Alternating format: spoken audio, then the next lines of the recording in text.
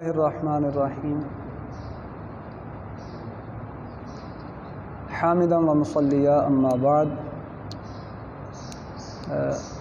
ہمارا آج کا سبق جو ہے وہ فعل کی تعریف، اس کی علامات اور وجہ تسمیہ کے بارے میں ہے۔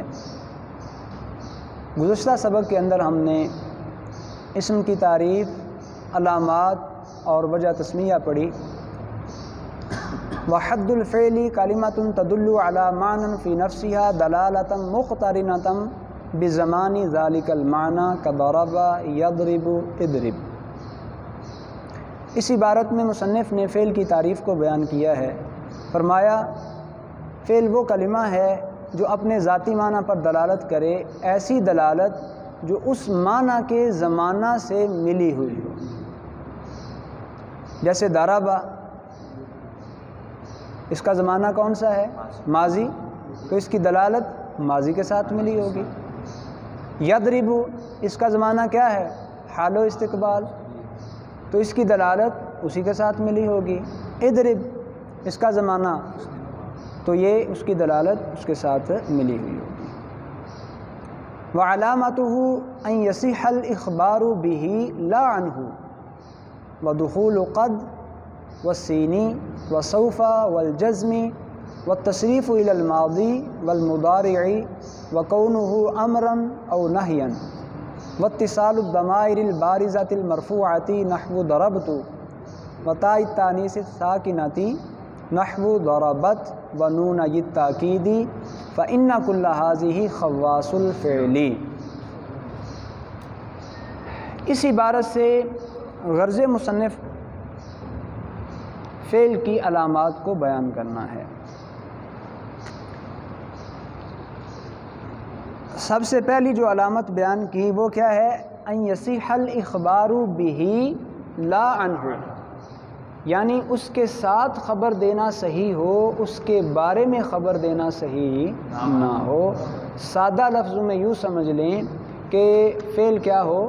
مسند ہو، مسند الیہ نہ ہو۔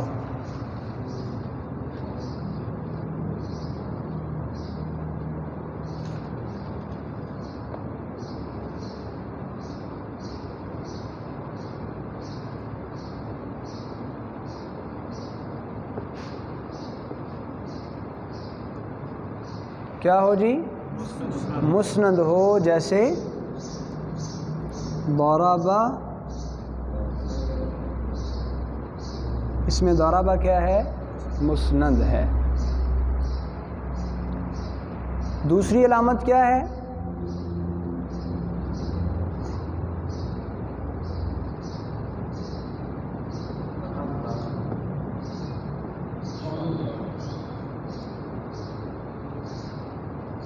جیسے قد ضرب۔ تیسری علامت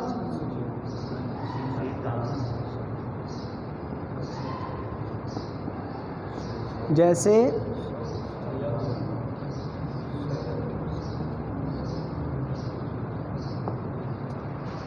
چوتھی علامت سوف داخل۔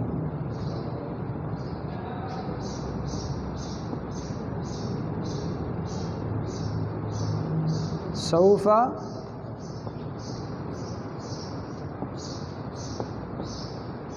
پانچویں علامت حرف جزم جو ہے وہ اس پر داخل ہو۔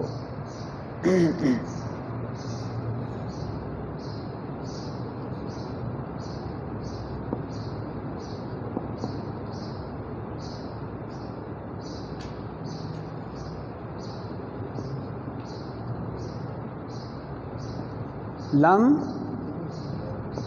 یضرب۔ چھٹی علامت ماضی مضارع کی گردان ہو۔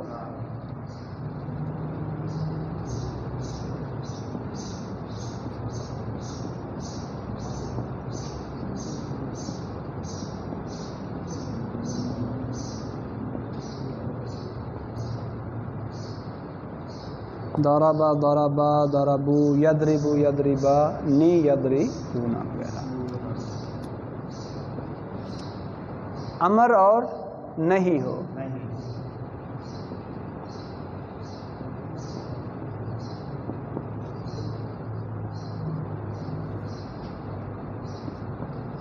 اضرب لا. اچھا جی، ضمیر مرفوع، ضمیر بارز مرفوع ملی ہوئی ہو، ضمیر بارز مرفوع ملی ہوئی ہو، جیسے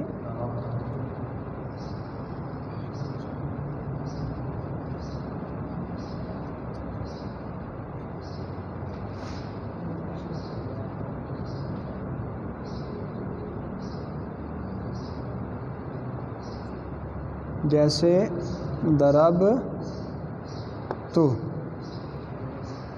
اور تائے تانیث ساکنہ ملی ہوئی ہو،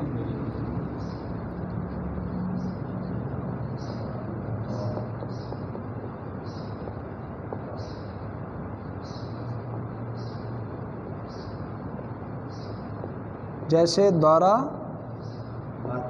بت. اور جی نون تاکید ثقیلہ اور خفیفہ ملے ہوئے ہیں.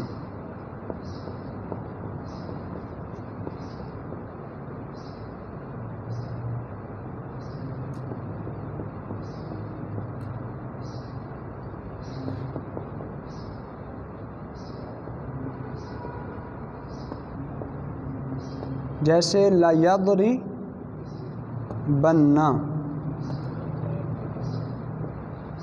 یا لا یضری بن. تو یہاں تک ہم نے فعل کی جو علامات ہیں وہ پڑھی کہ مسند ہو، مسند الیہ نہ ہو، اس پر قد داخل ہو، سین داخل ہو، سوفہ داخل ہو، حروف جازمہ میں سے کوئی داخل ہو، ماضی کی گردان ہو، مضارع کی گردان ہو، وہ امر ہو یا نہیں ہو، ضمیر بارز مرفوع اس سے ملی ہوئی ہو، تائے تانیث ساکنہ آخر میں ہو، یا نون تاکید ثقیلہ یا خفیفہ اس کے آخر میں ہو. یہ سارے کے سارے فعل کے خواص ہیں. جب ان میں سے کوئی کسی جگہ پر ظاہر ہو جائے تو اس کا مطلب یہ ہوگا کہ یہ کلمہ فعل ہی ہے، اسم یا حرف نہیں ہے. وَمَعْنَى الْإِخْبَارِ بِهِ أَنْ يَكُونَ مَحْكُومًا بِهِ.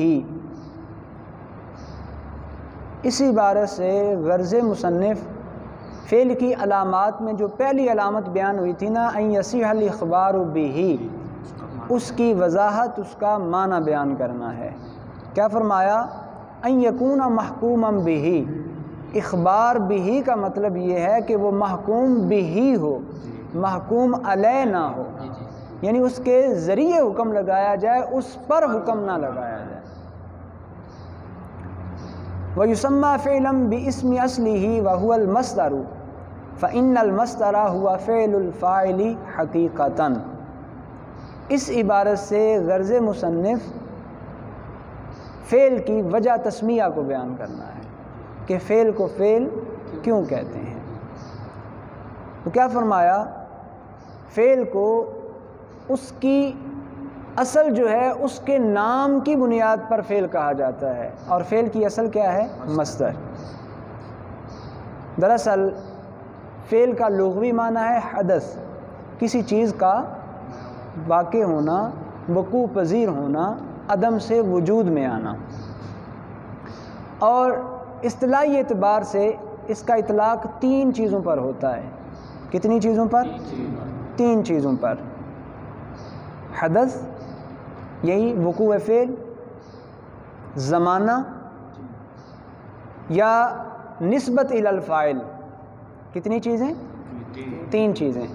اس سے مراد کیا ہو؟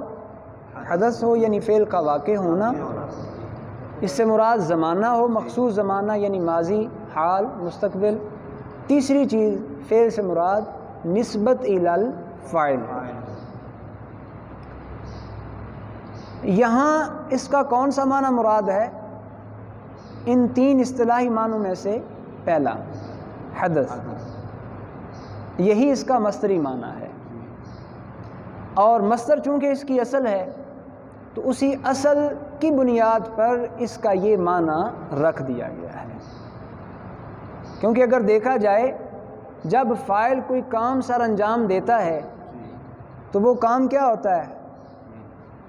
فعل کا، حقیقت میں وہ کام فاعل کا فعل مصدر ہی ہوتا ہے، وہ کیا ہوتا ہے؟ وہ مصدری معنی ہی نکھر کر سامنے آتا ہے۔ تو اسی مصدر کی بنیاد پر کیا کہہ دیا گیا؟ اس کو فعل کہہ دیا گیا۔ یہاں تک ہماری فعل کی بحث جو ہے وہ مکمل ہوئی، جس میں ہم نے فعل کی تعریف، علامات اور وجہ تسمیہ پڑھی۔ اللہ رب العزت